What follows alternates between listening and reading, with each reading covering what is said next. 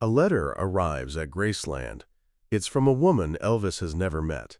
The letter says, "I don't want to live anymore, but before I go, I wanted you to know your music was the only thing that made me feel less alone."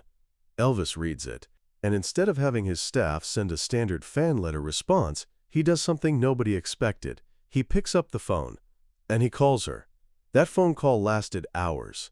Elvis talked to a stranger who was planning to end her life. He listened. He shared his own struggles. He made her promise to hold on. And when she hung up the phone that night, she knew she wasn't going to die. Years later, in an interview, she said, "Elvis Presley saved my life. Not with a song, not with fame, but with a conversation. He saw me when I felt completely invisible." This is the story of the letter that reached Elvis at exactly the right moment, and the phone call that proved kindness can be the difference between life and death. In the 1970s, if you were famous, you received fan mail, thousands of letters a week.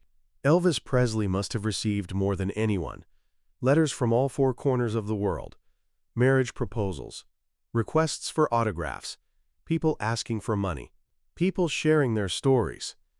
The vast majority of these were handled by Elvis's staff at Graceland. They would open the letters, sort them, and respond with pre-written thank you notes and signed photographs. Elvis would occasionally read some of them, but reading all of them was impossible. There were too many. But sometimes a letter would stand out. Something in its tone, in the handwriting, in the desperation, and those letters would be taken directly to Elvis. In 1973, one such letter arrived. The woman who wrote it, her name has been kept private at her own request, though she shared her story in an interview in the 1990s, was in her early 30s. She was going through what she would later describe as the darkest period of my life. Her marriage had fallen apart, her husband had left her for someone else. She had lost custody of her children in a bitter divorce. She had been fired from her job. She was living alone in a small apartment, struggling with depression and feeling completely hopeless. She had been a fan of Elvis since her youth. His music had always been a source of comfort, making her feel less alone. But now, even Elvis's music could no longer pull her out of the darkness. One night she sat down and wrote a letter, not an ordinary fan letter, a farewell letter. She told Elvis about her life, the divorce, the children she could not see, the job she had lost, the overwhelming feeling that nothing would ever get better. And she wrote that she had decided to end her life. "But before I go," she wrote, "I wanted to thank you. Your music was the only thing that made me feel less alone. I wanted you to know that someone cared." She mailed the letter. 3 days later, her phone rang. She almost didn't answer, but something inside her told her to pick up the receiver. The voice on the other end said, "Hello, this is Elvis Presley. I received your letter, and I want you to know you are not alone." The letter had arrived at Graceland and been opened by one of the staff members who managed Elvis's mail. He read it and immediately understood that this was no ordinary fan letter. This was a cry for help. He took the letter to Joe Esposito, Elvis's road manager and closest friend. Joe read it and felt its weight. This woman was planning to die, and as a final act, she had written to Elvis as a way of saying thank you before she disappeared. Joe took the letter to Elvis. "You need to read this," he said. Elvis was in the middle of something at that moment, likely preparing for a show or a rehearsal, but he took the letter and read it, and his face changed. "Do we have her phone number?" Joe checked the envelope. There was a return address, but no phone number. Elvis stood up. "Find her number. I'm calling her." Finding the woman's phone number took several hours. When they finally found it, Elvis called immediately. It was late, close to 10 o'clock in the evening. The woman answered, surprised. She didn't recognize the voice at first. "This is Elvis Presley," he said. "I received your letter." She thought it was a joke. Someone was playing a cruel trick on her.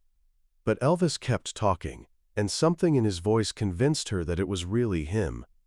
"I want you to listen to me," Elvis said. "I don't know everything you've been through, but I know what it feels like to want to give up, and I want you to know You are not alone." The woman began to cry, not because she was speaking with Elvis Presley, but because someone, anyone, had reached out. In the interview she gave years later, the woman shared what she remembered from that conversation. Elvis did not lecture her. He did not tell her everything would be fine. He did not offer empty comfort. Instead, he listened. He asked questions about her life, about her children, about the things that had brought her to this point. And then he shared his own struggles. He told her about losing his mother at 23, how it had broken him in ways he had never fully recovered from. He told her about the loneliness of fame, about being surrounded by people and yet feeling completely alone. He told her about the pressure, the pills, the nights when he did not want to get out of bed. "I'm not saying this to compare pain," Elvis said.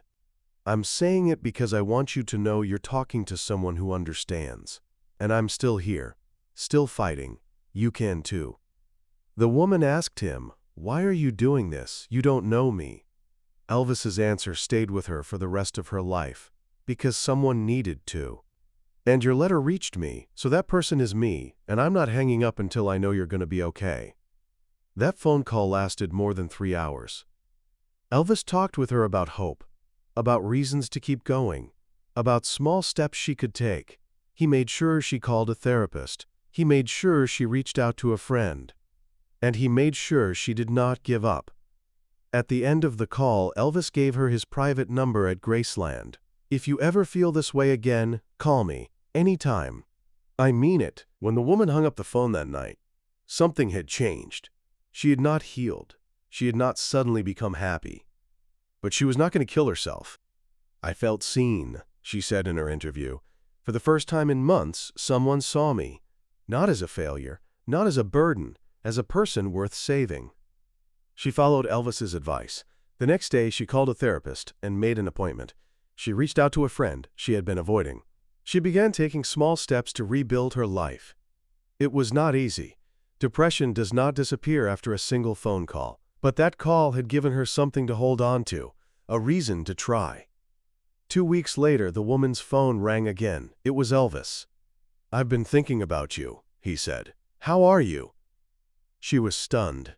Elvis Presley, one of the busiest, most famous people in the world, had remembered her, and he had called to check in. They talked for another hour. Elvis asked about therapy, about progress, about her children, and he shared more of his own struggles, his own efforts to find peace. Over the next few months, Elvis called her 3 more times, not on any schedule, just when he thought of her, when he had a free moment and wanted to make sure she was okay. The woman later said, "Those calls were not about him being a hero. They were about him being a human being who cared. And that changed everything." Elvis had always been generous. He had given away cars, jewelry, money. He had visited children's hospitals. He had helped people in need. But this was different. This was not about giving something material. This was about time, attention, emotional effort. And Elvis gave that willingly to someone he did not know. Those who knew Elvis closely said this came from a place of understanding pain. He knew what it felt like to be trapped in darkness, to feel like no one understood, to question whether life was worth living. Joe Esposito later said in an interview, Elvis was fighting a lot of demons: depression, anxiety, loneliness. He knew what it felt like to be hopeless. So when he saw someone else in that place, he couldn't look away. He had to reach out. And there was another reason. Throughout his career, Elvis had received fan mail. Letters from people saying his music had saved their lives, had been with them through difficult times, had made them feel less alone. For years, Elvis had wondered whether that was truly real, whether his work genuinely mattered. The letter in 1973 gave him a chance to find out for himself, not through a song, through a conversation. And he took that chance. The woman did not only survive, she rebuilt her life. She continued therapy, she worked on her mental health. She fought for partial custody of her children, and eventually won. She found a new job. She learned to live with depression. She did not heal, but she could cope. And she kept the private phone number Elvis had given her. She never called it again. She did not need to, but knowing he was there, knowing someone had cared enough to give it to her, became a lifeline in itself. When she shared her story in the interview in the 1990s, she said, "I don't think Elvis Presley knew how important that phone call was. He probably thought he was simply being kind to a fan, but he saved my life. Literally, if he hadn't called, I would not be here." Elvis never spoke about this publicly. He did not use it to gain recognition. He did not tell journalists. It was private, between himself and someone who needed help. But the people around Elvis knew he did things like this. Not just this one phone call, but others. Letters from suffering fans that he answered personally. People in crisis that he reached out to. Elvis's close friend Charlie Hodge said, Elvis received thousands of letters, but the ones that affected him most were from people who were hurting. He couldn't save everyone, but when he could help, he did. And he did it not for recognition, but because he knew what pain felt like. In 1973, Elvis was fighting his own battles. The Vegas schedule was brutal. His marriage to Priscilla had ended. The pills were mounting. He was becoming more isolated, more exhausted, his health slowly deteriorating. And yet, in the middle of his own crisis, he took the time to save someone else. Perhaps that is why he understood. Perhaps that is why he could talk with that woman for 3 hours and say exactly what she needed to hear. Because he was living in the same darkness. And he knew that the only way out was connection.